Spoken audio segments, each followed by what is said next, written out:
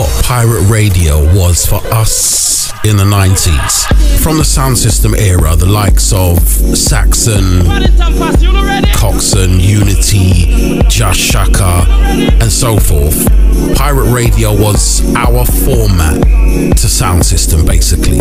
Being the rebels that was catering for our generation, and the sound of London that we liked, taking overseas music, for example, but mixing it in our London way. 10-inch press. From hardcore and jungle music, London born and bred from producers like Potential Bad Boy, Noise Factory, IP4Records, for example, gave us the edgy part of our lives, our upbringing, most of us having a similar background from a Caribbean upbringing.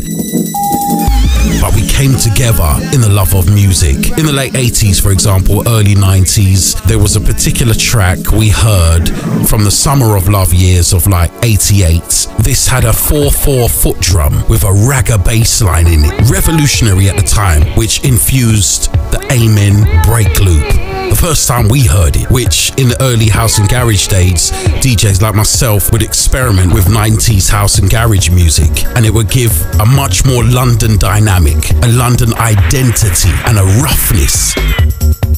This track was produced by my guy, Lenny D-Ice.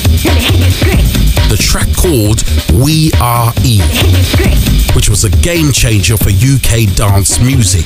It had the sample with a chant in it, so we can play different warps of music in the house and garage field, but make it our own identity. Especially me as a DJ is something that I always had to do. So playing sounds like this, house and garage from 93, 1994 to our communities was what we was about, and we had to have a platform to do this. Our platform in North London was a station called Freak FM, the legendary, which was on 101.8. We could build up our own following in North London and surrounding counties. The engineers started to push more power eventually over the time. We was only on the weekend, so we had to do as much as we could. It began to cover all over London, sometimes outside of the M25, depending how good the engineers was on that weekend, blasting out the sound of London from North London, Finsbury Park, 6 Acres Estate.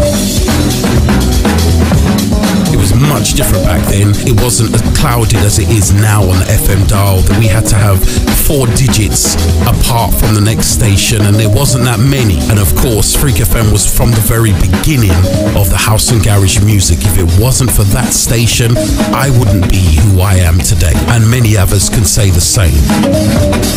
Any other stations that was on at the time, like Girls FM, for example, it was healthy competition. Everyone was friendly with each other. However, to be part of a team as a DJ, part of a family, to say I'm DJ such and such from Freak FM, you know, that meant you was part of a respected outfit on a different elite level, helping us to tap into places like the West End. Breaking the West End market was the Freak FM DJs and a handful of others. There was one guy that spearheaded this to get us through the doors. His name was